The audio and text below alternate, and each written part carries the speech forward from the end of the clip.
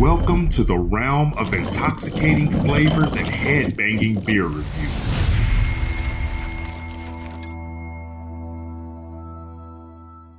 Welcome to another episode of the Rare Beer Club. I'm your host, the Ginger Yeti, and if you're new to the channel, the Rare Beer Club is a subscription club put out by the beerofthemonthclub.com. I receive a box every month that contains 2 hand-selected beers, costs about $60 a month. And I box one of those beers and select one at random to review blindly, and then I review the second one at a later date. So the other day I did the unboxing, I reviewed the first beer, and this is the second beer.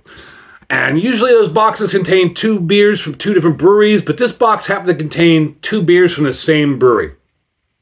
So the first beer was the Brugse Zot, and this is the Straffe Hendrik Wild 2024.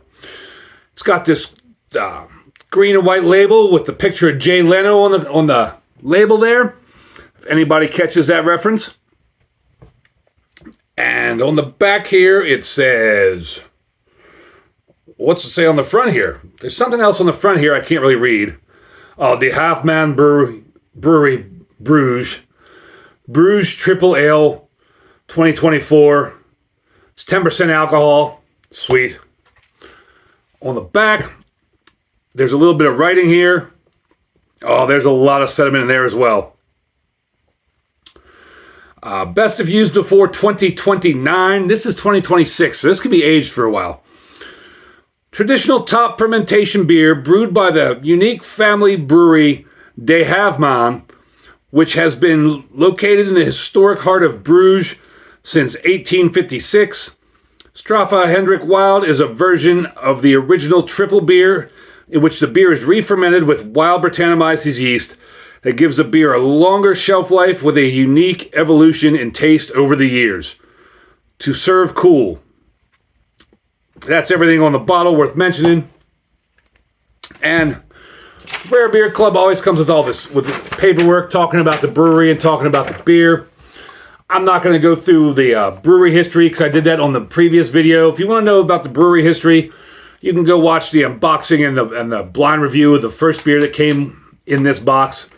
I'm going to skip over that. But I will get into the beer here, what it says about the beer itself. Brewed just once per year, this is a special variant of the brewery's iconic Straffe Hendrik Tripel, which has been re-fermented in the bottle for 3 months with wild Brettanomyces yeast, making for a uniquely funky, fruity variation on the original. Straffe Hendrik Wild is a very lightly distributed beer throughout the United States and the Rare Beer Club, yada, yada, yada. Straffe Hendrik Wild pours a hazy golden amber with a frothy off-white head that retains well and leaves intricate lacing on the glass. So we'll do that in a moment here. The Rare Beer Club always tells you the style is a wild fermented Belgian triple ale, 10% alcohol by volume. Serving temperatures 49 to 57 degrees Fahrenheit.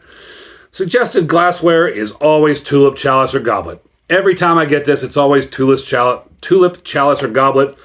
Got like a wide goblet here. Excuse me. So I did look it up. On Untapped, it gets a 3.5 with 7.2 thousand check-ins. Beer Advocate received an 89 very good with 278 check-ins. We'll pop this bottle and then see if it pours out the way they say it does. It's got this cap and crown, cap and cage, dollop, whatever you want to call it. Once again, it's one of those composite corks that had some pressure to it. Lots of gun smoke coming out. I don't know if that gun smoke was picked up on camera, but there's lots of gun smoke coming out of that. And that, if I hadn't held on to that cork the way I did, it would have shot up and shot off. It was ready to come out as soon as I pulled that cage off of it. Once again, the cork just has the De Halve Maan logo on it, nothing special. So what does it say again? It pours a hazy golden amber with a frothy off-white head and retains well, leaves intricate lacing on the glass. Glug, glug.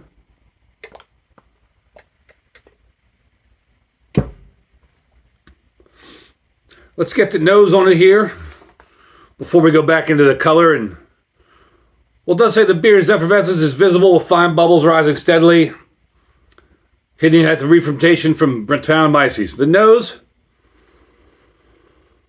kind of spicy, offers a complex bouquet of fruity and funky aromas. Notes of ripe stone fruits like apricot and peach blend harmoniously with tropical hints of pineapple and mango. Hashtag dip your beak in it.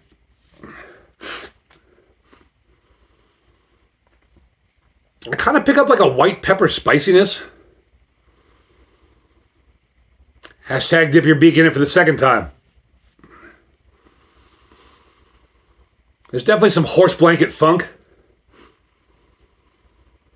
But I'm not picking up the fruits. Subtle citrus zest like orange and lemon adds brightness.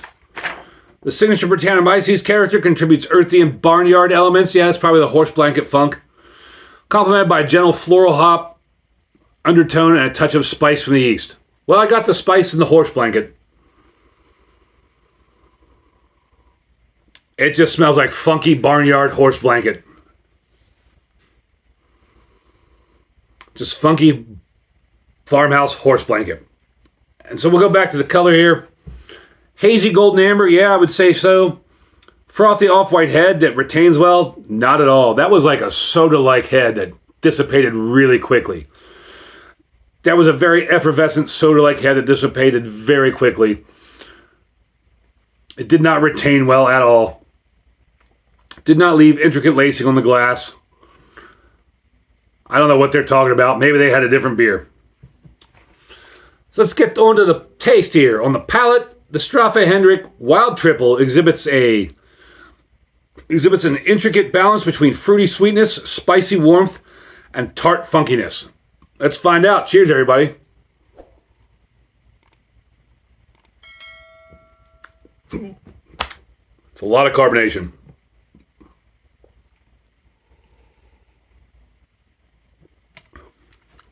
It's a lot of carbonation there.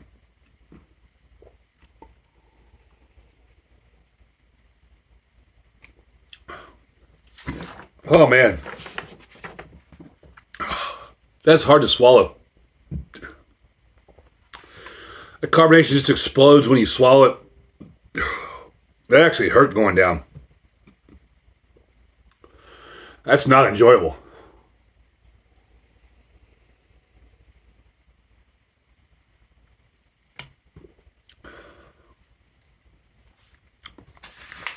That carbonation sucks. Intricate balance between fruity sweetness and spicy warmth and tart funkiness. I get the fruity sweetness. Flavors of green apple, pear, overripe banana. Yeah, I think I do get the overripe banana, actually. Pour some more in this glass here. Maybe I'll pour it vigorously so maybe some of that carbonation can come out of there. I need that little syringe thing that Don from Don's Beer Reviews uses sometimes. Because that carbonation is just, I don't know, it's not, the carbonation isn't so much in the mouth, but when I swallow it just like explodes and expands and it hurts.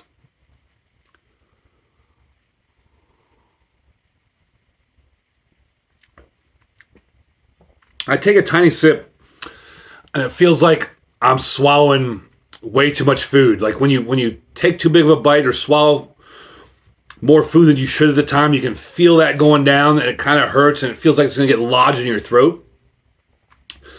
Even when I take a tiny sip, that's the feeling I get when I swallow this.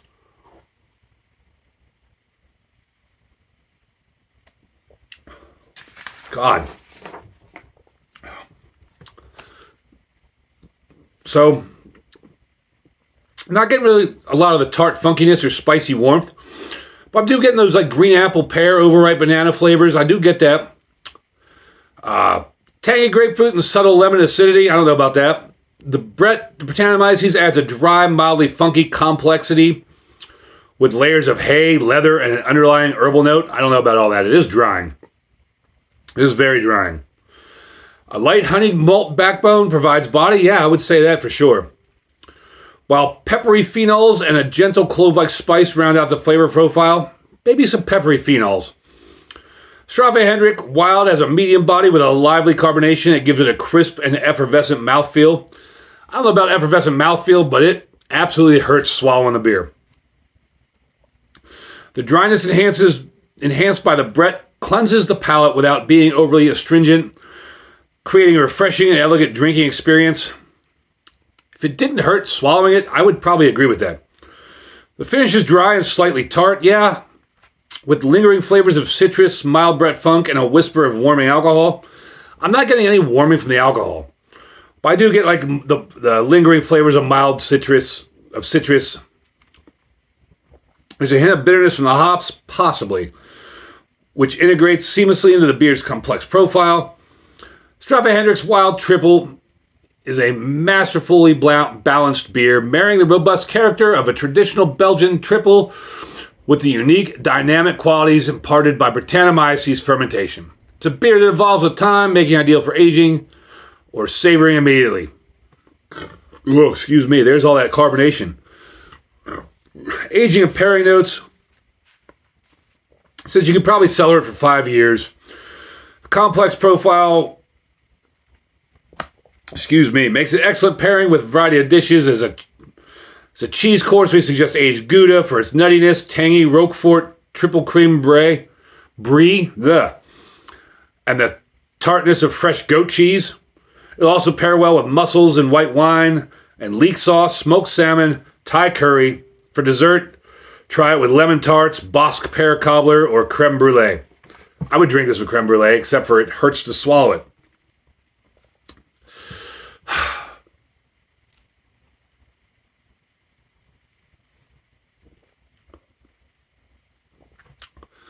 It just expands so much in the throat.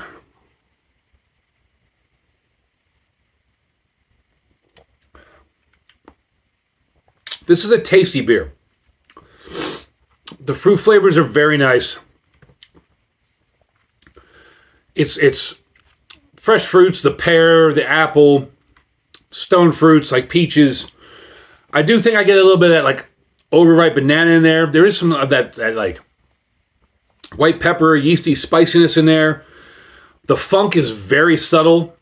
That like horse blanket barnyard funk is very subtle, just on the edges. It's drying. It's flavorful. And the carbonation isn't that crazy in the mouth. I mean, it's there a little bit, but man, every time I swallow, it's just like an explosion. Like I took a giant bite of something and tried to swallow without chewing, and I'm on the verge of choking.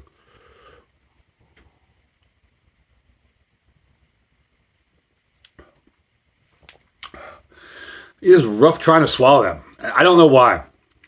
And that's a shame. If it wasn't for that whole uncomfortable roughness of the swallow because of the carbonation, this would be a banging beer. The flavors are there. The flavors hit the marks. This is like juicy, tasty. This is a really well done beer for the flavors. But that swallow for me is just killing it. I'm going to have to give this a 1 horns up and barely. Because as nice as this beer is, as flavorful, as tasty as this beer is, I'm going to struggle to get through it because of that swallow. If it didn't hurt so much every single time I took a sip of this, I would have probably given it a 2 horns up easily. But that carbonation, once again, is just killing me. And if you watch my channel a lot, you know that a lot of these Belgian beers are way, way over-carbonated for me. I can't stand that high carbonation, that like just punch you in the mouth. Let's see how carbonated we can get it. Let's make it explode like putting Mentos in a Diet Coke kind of carbonation. That's what a lot of these Belgian beers end up having, and it really detracts from the beer. It detracts from the flavor. It detracts from the experience. Nobody wants to throw Mentos into a Diet Coke and then stick their mouth over it and just like take it all to the face. And that's what a lot of these beers are, unfortunately, at least in my opinion. If it wasn't for that, I mean, the flavors are immaculate in this. They're really, really tasty. It's just that carbonation is not for me. So have you had this beer? Do you understand what I'm talking about with that carbonation? Do you agree with me with the carbonation? Or do you like sucking on fizzy Mentos bottle, Coca-Cola, Pop Rocks and soda kind of beers? Do you enjoy those? Let me know down below in the comments. Did I just offend you with all those descriptions of what some of these Belgian beers are? If I did, let me know that below down in the comments too. And if I did, please hit that subscribe button so you can watch me make more awful descriptions of some of the carbonation in some of these Belgian beers. But that being said, thank you all for watching. I really appreciate it. It's a pleasure doing this. I really enjoy it. Hope you all enjoy my Rare Beer Club videos. And as always, embrace the adventure.